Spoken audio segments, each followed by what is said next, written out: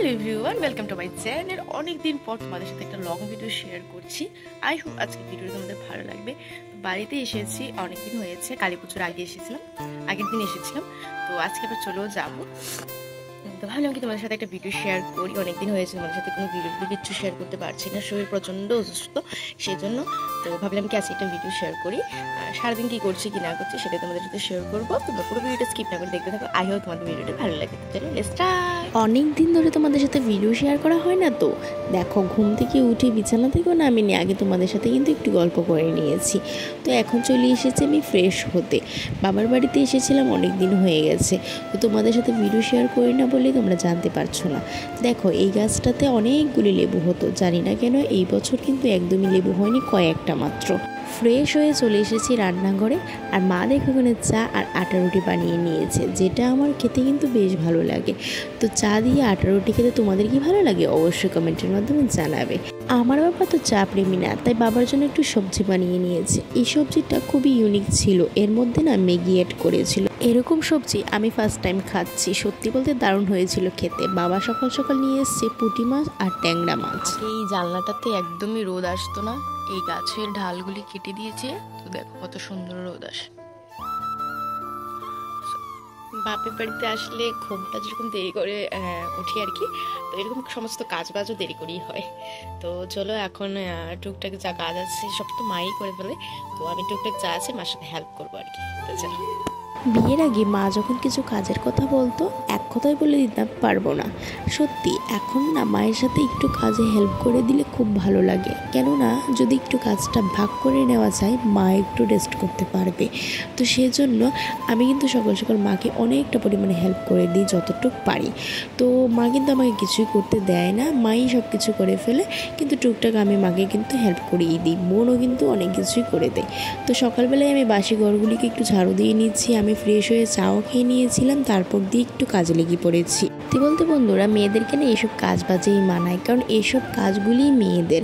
তো আমি না কাজ করতে এখন খুব ভালোবাসি। আগে আমার এত ভালো লাগতো না, কিন্তু এখন না আমার জানি না কেন খুব ভালো লাগে কাজ করতে। আমার না বসে থাকতে একদমই ভালো লাগে না। বাপের বাড়িতে গিয়েও না কাজ বাজে একদম লেগেই থাকে, আমার খুব ভালো লাগে করতে। সকালবেলা বাবা যে মাছগুলি এনেছিল এগুলি কেটে একটু রেডি করে দিচ্ছি মাকে, আর মা দেখো সমস্ত সবজি কেটে একদম রেডি করে নিয়েছে। টুকিটাকি কাজবাজ করে আমি স্নান করে নিয়েছি, আর সাথে ছেলের সমস্ত কাপড় চোপড় ধুয়ে দিয়েছি। আজকে কিন্তু খুব সুন্দর পরিমাণে রোদ উঠেছে, কিন্তু রোদের একদমই তাপ নেই, যার কারণে আমার ছেলের জামা কাপড় একদমই শুকায়নি। মাছ টাছ কেটে তারপর একদম স্নান টান করে ফ্রেশ হয়ে চলে এসেছি। ছেলের কিছু কাপড় ছিল এগুলিকে ধুয়ে দিয়েছি। তো দেখো এখনো শীতের টেদের কিছুই পরিনি, এখন পরবো, আর ছেলেকে এখন স্নান করিয়ে খাওয়াবো। তো চলো দেখতে থাকো। কয়েকদিন ধরে আমার ছেলের খাবারের রুটিনটাও না একদম পাল্টে গেছে, জানি না কেন, আর বাড়িতে আসলে এরকমই হয় আমার। তো দেখো মা বলছিল মা খাইয়ে দেবে, তো আমি দিয়ে তারপর আমরা ভাত নিয়ে বসলাম, আমি আর আমার বর মিলে ভাত খেয়ে নিয়েছি। দুপুরবেলা একটু ঘুমিয়েছিলাম, দেখো ঘুমিয়ে চোখ মুখ একদম ফুলিয়ে ফেলেছি। এখন কাপড় চোপড় আনবো, রেডি হবো, বাড়িতে যাবো। তো চলো। ঘুমিয়েছি, কিছু বলতেই পারি না, কখন সন্ধে হয়ে গেছে। ওই উঠানে দেওয়া আছে, কাপড়গুলি করে নিয়ে আসি। চলো। তো কাপড় চোপড় নেওয়া হয়ে গেছে, দেখো আমার ছেলের কাপড়টি না একদমই শুকায়নি, একটু একটু শুকিয়েছে। তো চলো যাই, ছোটোবেলা তো তাড়াতাড়ি করে না সন্ধে হয়েছে কিছু করার আগে। দুপুরবেলা খাওয়া দাওয়া করে একটু ঘুমিয়েছিলাম, আর ঘুম থেকে উঠেই দেখি দেখো একদম সন্ধে হয়ে যাচ্ছে, ছোটোবেলা তো সেই জন্য। আজকে এই ছোট্ট সিঙ্গেল খাটটা ধুয়ে দিয়েছি ভালো করে, বাইরে ছিল তো নোংরা লেগেছিলো। তো এই খাটটাকে আমি বাড়িতে নেবো আর কি, আমার একটা রুম আছে সেখানে পাতবো বলে।